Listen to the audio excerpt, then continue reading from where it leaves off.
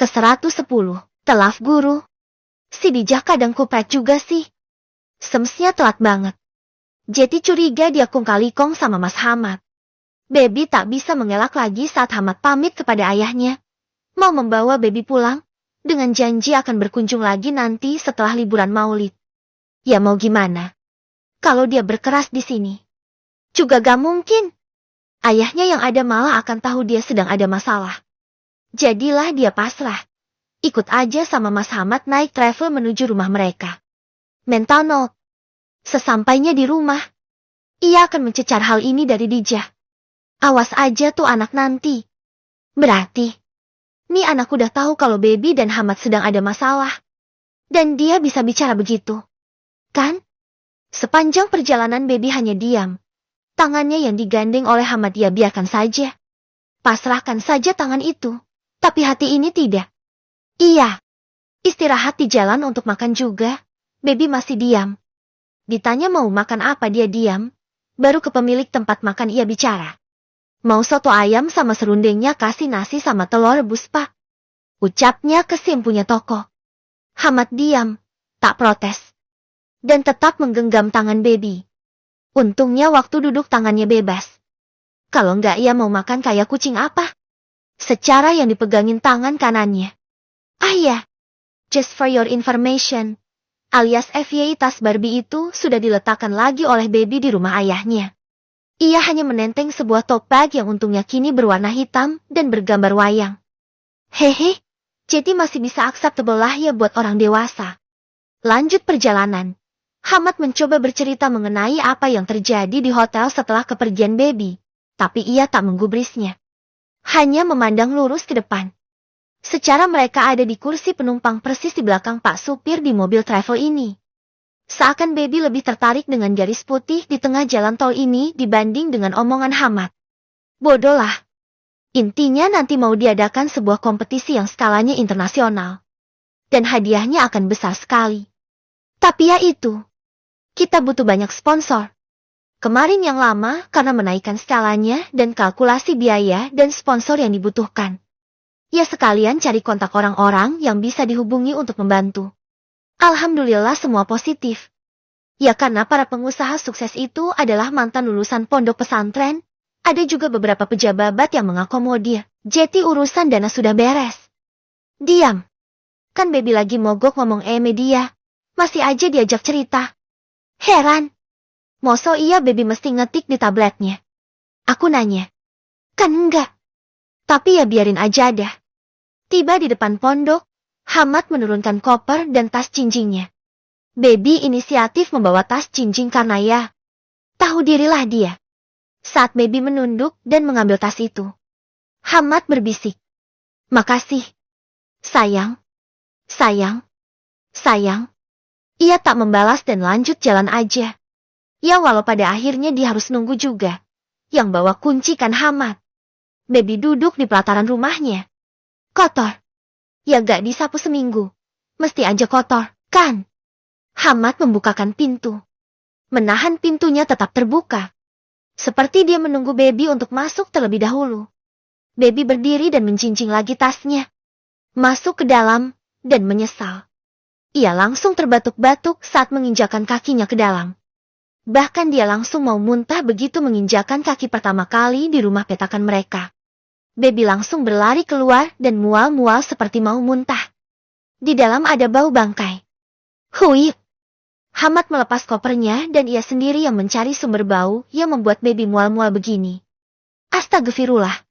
Ada tikus kejebak di sini. Mati. Ucap Hamad dan Baby ogah masuk memeriksa. Baby duduk di depan. Di pelataran kotor mereka dan menunggu saja. Bodoh lah. Gak mau masuk dia kalau masih bau. Aku bersihin dulu ya Beb. Ucap Hamad dari dalam. Ya iyalah dibersihin. Masa dia yang disuruh bersihin sih? Gak mungkin kan? Jadilah. Baby menunggu di sana sambil memegangi perutnya. Saat ini jam 9 pagi. Dan belum kemasukan apapun dia sudah mual duluan. Datang dari Jakarta. Langsung ngisi rupanya. Di Jos Polyajeng. Rahasianya apa biar tahan lama? Ucap suara yang tiba-tiba nongol dari sisi samping kanan Baby. Baby melirik dan mendapati Dija sahabatnya mendekat dengan senyuman mengembang, tapi ada hint licik di sana. Ini anak. Ngeselin. Baby diam. Melengos malah. Kesal sama Dija. Kalau keadaannya lebih baik, ia pasti akan mencecar Dija karena si Dija ngasih infonya gak akurat. Seperti kesetiaannya sudah luntur ke Hamad juga. Jadi dia itu sahabatnya siapa sih coba? Hamad apa Baby? Ada apaan? Kok begini bau rumahmu, Beb? Dija melongo ke dalam dan mual juga. Ada apaan sih? Tikus ya? Baby mengangguk pelan. Masih malas bicara. Plus dia mengirit oksigen. Biar gak sering-sering menghirupnya. Untung suamimu sergepan, Beb. Gak jijian. Kalau kejadian di rumahku bagaimana? Mas Hanan kayaknya takut sama binatang deh. Hehe. Kerkel Dija. Dia duduk di samping Baby. Udah baik kan? Bisiknya pelan. Sengaja si Dija ini duduk di samping Baby. Rupanya untuk bertanya hal seperti ini. Baby yang masih malas bicara hanya menggeleng. Mereka diam, saling duduk bersampingan dan mencari udara segar dengan mendekatkan hidung ke tumbuhan. Kini bau menyengat itu sudah mulai hilang. Tak lama, keluar Hamad dengan sebuah kresek hitam lumayan besar. Aku kubur ini dulu, ucapnya sambil berjalan melewati mereka. Tak ada yang aneh dengan hal ini, ada tikus mati yang mesti aja dimasukin kresek dan cari tempat untuk ngubur yang jauh dari pemukiman. Biar aman aja. Tapi yang membuat keduanya, Dija dan Baby, mendelik kaget ke arah Hamad adalah, ia memakai kaos hitam dalaman saja, dan menggulung sarungnya sampai ke betis, membuat betisnya terpampang. Untungnya itu sarung masih menutupi dengkulnya. Atau mungkin Hamad memakai celana sedengkul. Makanya dia bisa pede begitu. Ini tumben Hamad.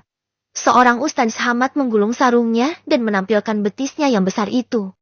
Biasanya sama sekali tidak. Tapi ya wajar. Mungkin takut kena najis, kan? Tapi untuk keluar rumah, ini pertama. Betisnya besar. Siapa yang bikin besar ya?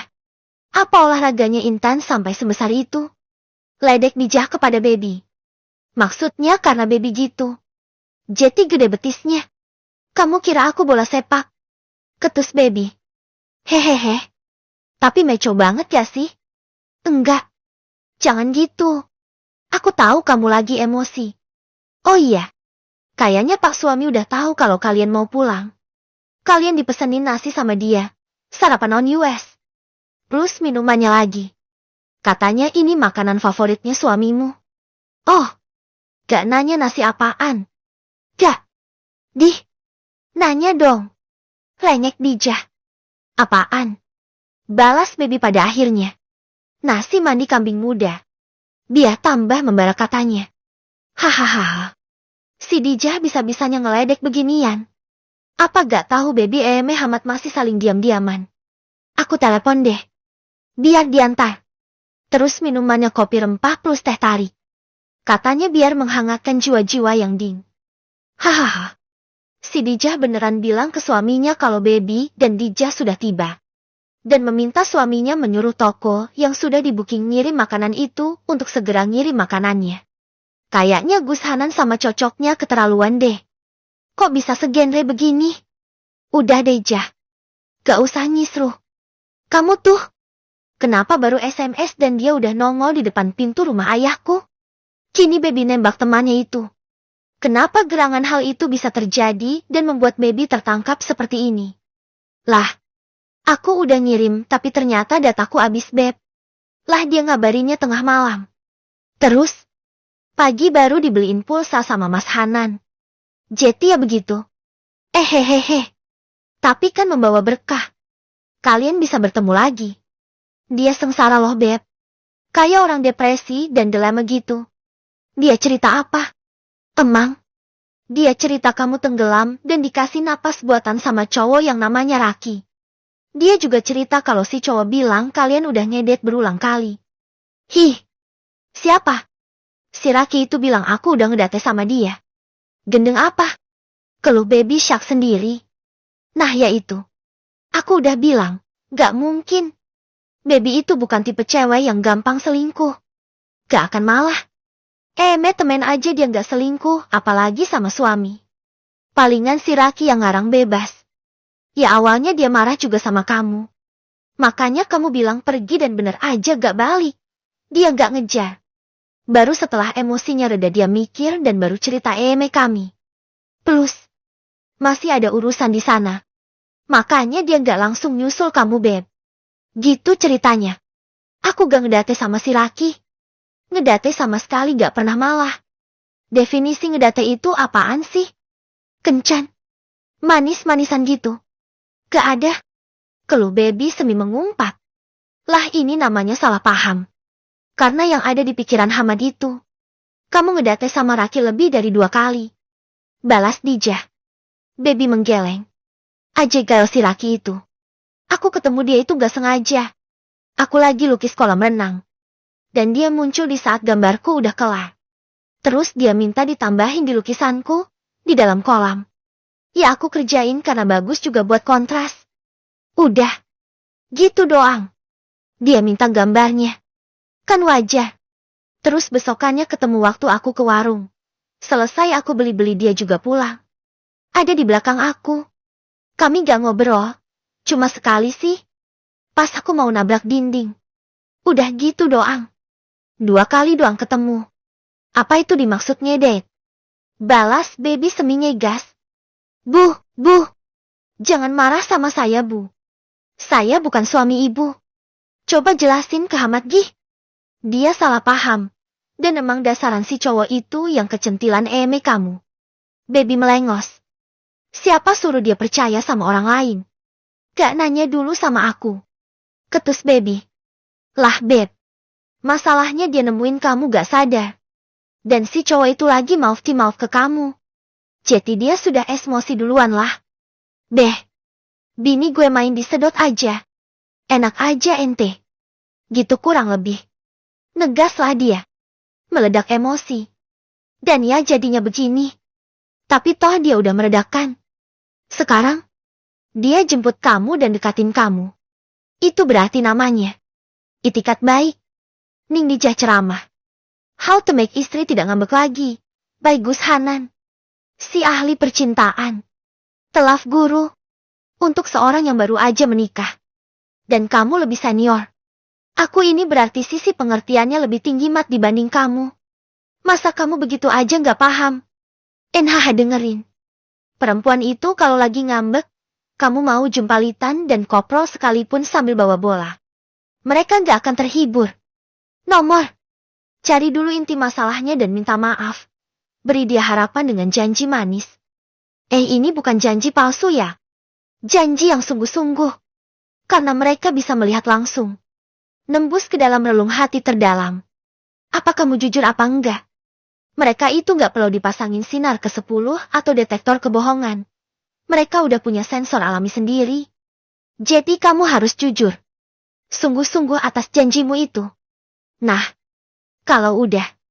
Hanan melempar sekop yang dari tadi ia gunakan untuk menggali tanah. Capek dia. Dan akhirnya duduk dengan alas sandalnya sendiri. Pagi-pagi. Seorang Gus Hanan ditelepon temannya. Minta bantuin ngubur tikus mati coba. Untuk Hanan ini definisi sahabat Tiljannah. Makanya dia mau. Plus ditambah diminta nasihat pula. Ini bisa dibilang konsultasi kelas VVIP masalah rumah tangga. Hamad hanya menatap ke arah nasib sekop yang dilempar begitu saja oleh Hanan. Dan diam. Menunggu penjelasan temannya itu. Dia sejak awal sudah duduk menonton memang. Nah, kalau dia udah bilang memaafkan, barulah kamu hujani dia dengan semua kemewahan, keindahan dan kasih sayang. Salah. Kamu harus menempatkan definisi kasih sayang itu terakhir. Jadi buat dia terpesona dengan kebaikan kamu. Dengan hadiah dan segalanya. Baru. Slap, I want you tonight. I will make you scream tonight and call my name with pleasure. Iya, beres perkara. Hanan mengakhiri pembicaraannya dengan senyuman lebar. Seperti puas dan bangga dengan dirinya sendiri. Apa aja. Hujani dengan kemewahan. Beliin perhiasan gitu. Modelan Baby sama Dijah itu level mewahnya mah gampang. Beliin aja coklat, es krim. Enaknya punya istri anak pondok sih gitu. Gak perlu keluar duit banyak buat bikin senang. Mereka definisi makhluk yang tak ternoda dengan kemewahan. Jetty lebih mudah dipuaskan. Dalam berbagai definisi. Hehe. Beh. Kau ini? Kok kayak ahli aja? Loh aku ini ahli ya? Balas Hanan gak mau kalah. Hamad tersenyum. Udah berapa kali kamu aplikasikan rumus itu? Sekali. 2 kali. Kok yakin banget akan berhasil? Heran aku. Hahaha. Sama Dijah. Ya Allah Mat. Ada kali 3 kali. Orang itu benar-benar membuat hidup putar balik. Beneran deh. Dijah itu susah ditebak. Gak sih? Semua makhluk bernama perempuan itu susah ditebak. Di ending aku baru tahu. Kalau mereka akan lebih ajaib kalau mendekati masa menstruasi. Yaitu kejadiannya 3 hari berturut-turut sebelum dia haid. Emosi memuncak. Aku senggol dikit aja dia ngamuk dan nangis. Coba Mat. Apa gak sih tris aku ini? Hamad hanya terkekeh. Jetty si Gus Hanan yang hebat ini juga merasakan hal yang sama dengannya. Bingung dan dibuat kacau oleh para istrinya. Mungkin karena efek mereka saling menyayangi. Jadinya begini. Lucu juga. Jetty. Aku minta maaf. Janji. Hujani dengan hadiah. Lalu kasih sayang. Apa maksudnya kasih sayang? Cocok tanam. Kalau masih gak paham. Apa perlu aku peragakan gerakannya? Tantang Gus Hanan dengan senyuman najong. Idih. Ampun. Ogah. Trauma yang ada nanti aku. Keluh Hamad lagi. Walau menutuki keabsurdan sang sahabat. Hamad mengangguk. Dia paham. Ya setidaknya dia tahu apa yang akan ia lakukan setelah ini. Minta maaf. Sudah tapi. Ya, tapi mungkin kurang. Ia akan minta maaf lagi. Gitu. Lalu berjanji. Dan menghujaninya dengan hadiah. Apa kesukaan baby ya? Waktu itu. Kamu ngasih apa aja ke Dijah Nan? Dijah? Pertama aku beliin dia baju. Tapi dia biasa aja. Jetty aku coba makanan dan dia bisa senyum. Hahaha. Aku beliin donat aneka rasa itu loh Mat. Yang 15.000 dapat 10 biji. Itu aja udah senyum-senyum anak itu. Lalu aku beliin es krim dan coklat di warung depan itu yang lengkap. Udah. Beres. Dia langsung senyum dan meluk aku lagi. Ya setelahnya tergantung kondisi fisik kamu aja. Kuat berapa lama? Ledek Gus Hanan lagi. Hamad melempar sandalnya ke arah sang sahabat. Dan Gus Hanan berdiri mengelak. Kok Jetty kamu yang jagoyanan?